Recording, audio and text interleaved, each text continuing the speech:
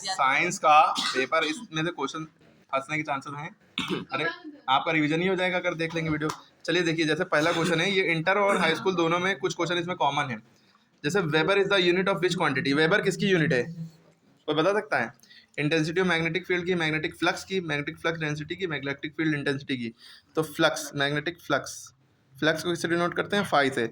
Phi का अगर formula पूछ ले, phi is equal to B into A होता है, ठीक है। और इसकी यूनिट होते हैं न्यूटन मीटर अपॉन एम्पेयर। क्या यूनिट होती है? Newton metre upon ampere. Newton upon ampere into metre नहीं होते, नीचे नीचे मीटर होगा तो वो मैग्नेटिक फील्ड की हो जाएगी।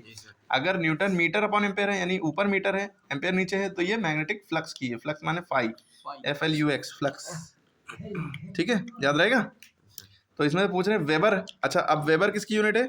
वेबर भी फ्लक्स की ही यूनिट है। फ्लक्स की दो यूनिट हो गई, एक वेबर हो गई, एक न्यूटन मीटर अपॉन एम्पेयर हो गई। क्लियर है कि? और अगर वेबर पर मीटर स्क्वायर होगा तो मैग्नेटिक फील्ड की होगी, वो किसकी होगी? मैग्नेटिक फील्ड की। आगे है अगला question, a moving charge particle can produce. अगर कोई चार्ज पार्टिकल मूव कर रहा है, चार्ज पार्टिकल मूव कर रहा है, तो वो मैग्नेटिक फील्ड प्रोड्यूस करेगा, ओनली में इलेक्ट्रिक फील्ड, या both magnetic field and electric field? तो दोनों ही, मैग्नेटिक फील्ड भी प्रोड्यूस करेगा और इलेक्ट्रिक फील्ड भी। ये क्वेश्चन बहुत इंपॉर्टेंट है ये भी। The frequency of AC supply in India, India में अल्टरनेटिंग करंट की जो सप्लाई हमारे घरों में करंट आता है, उसकी सप्लाई कितनी है, कितनी फ्रीक्वेंसी है? 50 हर्ट्स, याद रखिएगा 50 हर्ट्स है। हर्ट्स जो है किसकी यूनिट है? फ्रीक्वेंसी की। फ्रीक्वेंसी की दूसरी यूनिट साइकिल्स पर सेकंड भी होती है, साइकिल्स पर सेकंड। ये भी क्वेश्चन पूछा जा सकता है। स्काई हमारा नीला क्यों दिखता है? पहली बात, अगर स्काई, एक क्वेश्चन है, स्काई नीला क्यों दिखता है, why the sky appears blue? तो due to scattering of light, scattering of light की वजह से ब्लू लाइट की ना। और यहाँ पूछा गया sky appears when viewed from moon, अगर चांद से देखा जाए या एस्ट्रोनॉट जो है स्पेस में जाता है, स्पेस से देखे तो आसमान कैसा दिखेगा?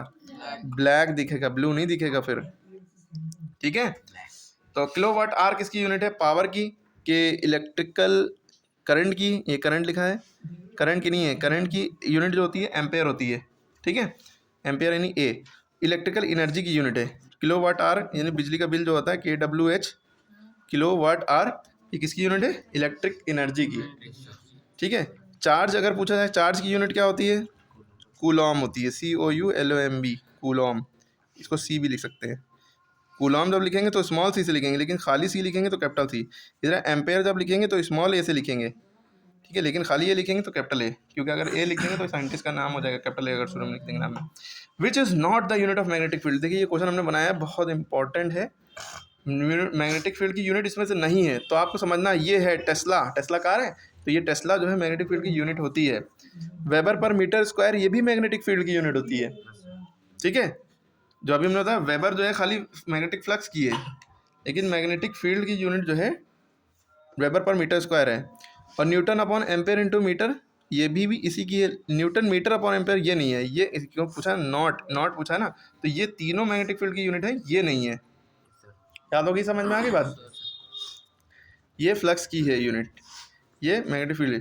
तो मैग्नेटिक फील्ड को हम डिनोट करते हैं B से, ठीक है, क्लियर हो गई। और ये फॉर्मूला आपको ये पता होगा, F बराबर bill sine theta, BIL sine theta, लगता नहीं है। यहाँ से B की वैल्यू अगर निकालें तो B की वैल्यू हो जाएगी F upon IL। Magnetic field का फॉर्मूला बन गया F अपॉन IL। तो इसका यूनिट यहाँ से बनेगी, फोर्स की यूनिट होती है न्यूटन, करंट की यूनिट होती है एम्पेयर, और एरिया की metre square, newton upon ampere into metre. याली यूनिट तो मैग्नेटिक फील्ड की है, तो ये न्यूटन मीटर अपॉन एम्पेयर, ये फ्लक्स की होती है, ये नहीं है। उसका देखिए क्वेश्चन है, relation between radius of curvature and focal length. Radius of curvature और फोकल लेंथ में क्या रिश्ता है? देखिए R बराबर F/2 कह रहे हैं, रेडियस ऑफ कर्वेचर जो है, जैसे ये लेंस फोकल लेंथ ये C होता है, ये F होता है, F की ये यहाँ से यहाँ तक की दूरी R होती है। तो ये इसमें देखिए गलत लिखा है, radius of curvature focal length की आधी होती है, गलत बात है। फोकल लेंथ जो है रेडियस ऑफ कर्वेचर की आधी होती है, ये भी गलत है। 2 गुना रेडियस का करने पर फोकल लेंथ आता है, ये भी गलत है। तो इसमें नन ऑप्शन होगा, सही ऑप्शन इसका होगा R बराबर 2F या F बराबर R/2, R/2। अगर F बराबर R/2 आए तो ये ऑप्शन सही है, और R बराबर 2F आए, 2F मतलब होता है 2 इंटू F, तो कहीं पे है F बराबर R/2 है, अरे हाँ यहाँ तो है F बराबर R/2, ध्यान नहीं रहा। Focal length radius of curvature की आधी है, तो ये वाला ऑप्शन होगा नहीं। क्लियर है? The pH value of solution is 5, किसी सोल्यूशन की pH वैल्यू 5 है, pH वैल्यू अगर किसी 5 की है यानी कि 7 से कम है तो आंसर हो जाएगा एसिडिक। 7 से छोटी है 6, 5, 4, 3, 2, 1 कुछ भी आए तो हम आंसर लगाएंगे एसिडिक। अगर 7 होगा तो बेसिक, और वो किसकी होती है 7? वाटर की। pH वैल्यू मतलब उसका टेस्ट, अगर 7 से कम है तो खट्टा होता जाएगा जितना कम होगा, 1 पे तो तेजाबी हो जाएगा, ठीक है, और 7 से बड़ा है कड़वा होता जाएगा, ठीक है, 14 तक जाएगा, ठीक है। 7 होगा तो कोई टेस्ट नहीं, पानी का कोई टेस्ट नहीं, तो वाटर आंसर होगा। वाटर की pH वैल्यू 7 होती है। pH का फुल फॉर्म होता है पोटेंस हर्ट्ज या पावर ऑफ हाइड्रोजन, ये भी पूछ सकते हैं व्हाट इज pH वैल्यू, तो इट इज पोटेंस हर्ट्ज या पावर ऑफ हाइड्रोजन। इसका फॉर्मूला होता है -log H+, -log H+, ये pH का फॉर्मूला होता है, ये भी पूछा जा सकता है। pH का फॉर्मूला क्या होता है? pH equal to -log -log hydrogen ion, ठीक है, हाइड्रोजन आयन किसने इसको pH, चलिए ठीक है। Chemical formula baking soda, baking soda का केमिकल फॉर्मूला होता है sodium bicarbonate NaHCO3, sodium carbonate, ये वॉशिंग सोडा का, ये किसका है? ये वॉशिंग सोडा कपड़ा। ये नमक का फॉर्मूला है NaCl, सॉल्ट का, इसका है सॉल्ट, इसका नाम होता है सोडियम क्लोराइड, इसका नाम होता है सोडियम बाइकार्बोनेट, H माने बाई, इसका नाम होता है सोडियम कार्बोनेट। क्लियर होगी बात? ये अमोनियम क्लोराइड है।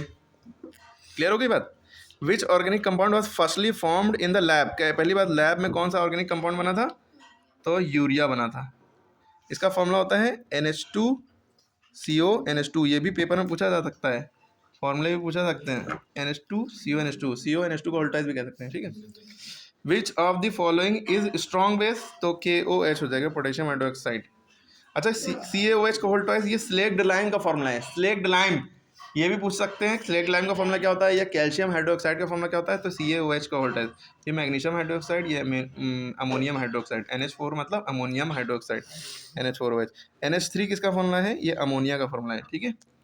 तो आपने सारा देखा, अभी इसको सारा रिवाइज करिए, फिर से वीडियो देखिए, सारी बातें इसके आगे का हम बता रहे हैं।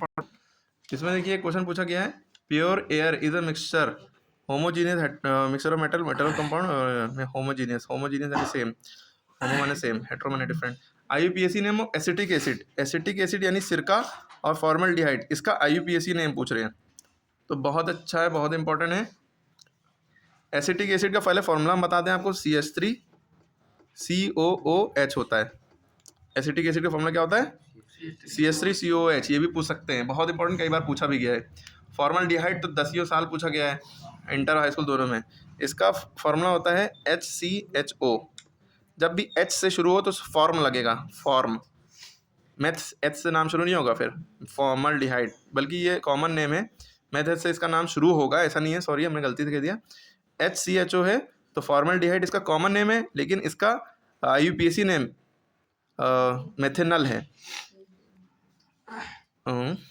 तो इसमें पहला ऑप्शन क्या है?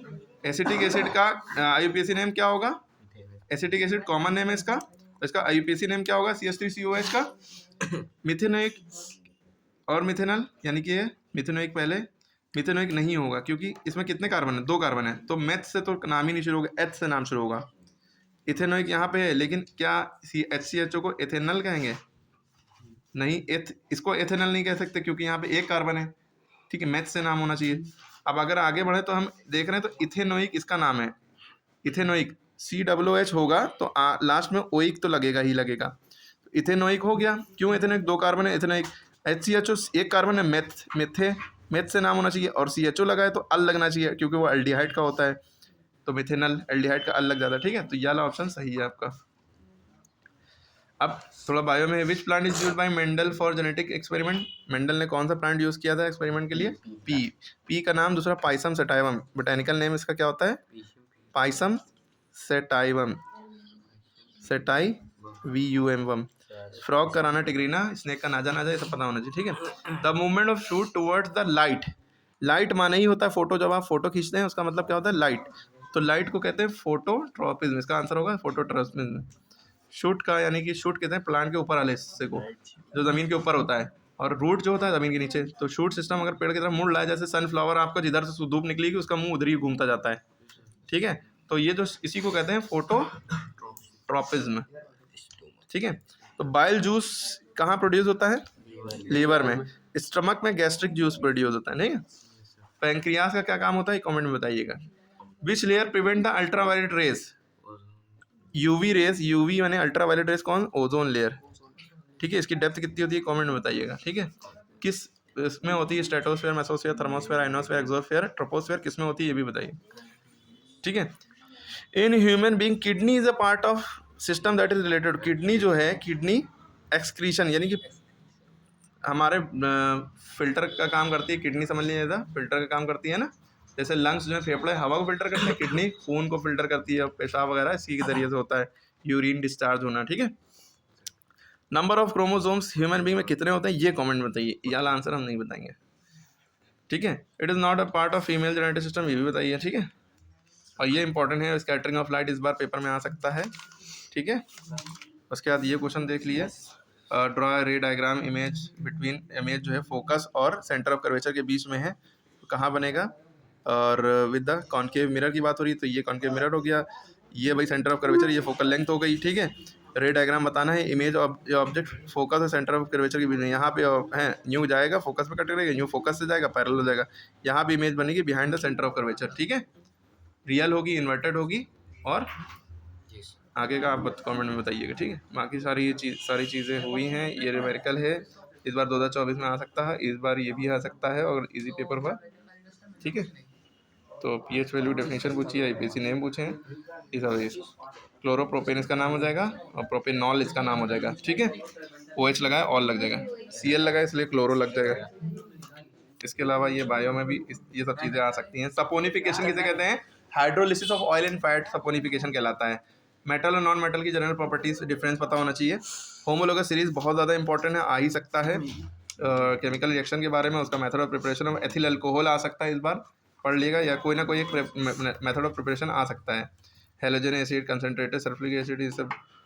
बाकी structure of neuron, structure of chromosomes, respiration combustion का difference, label diagram of flower, explain the function of it different flower whorls, ये आ सकता है फ्लावर वाला 100%। मेंडलीव लॉ ऑफ इनहेरिटेंस आ सकता है, ह्यूमन डाइजेस्टिव सिस्टम आ सकता है, और 100% चांस है स्ट्रक्चर ऑफ हार्ट के, हार्ट वाला लॉन्ग आ ही सकता है। हार्ट है, किडनी है, लंग्स है, ठीक है। हार्ट वाला सबसे ज़्यादा चांसेस है, लॉन्ग पूरा आएगा, डायग्राम बनाना होगा, थ्योरी लिखनी होगी।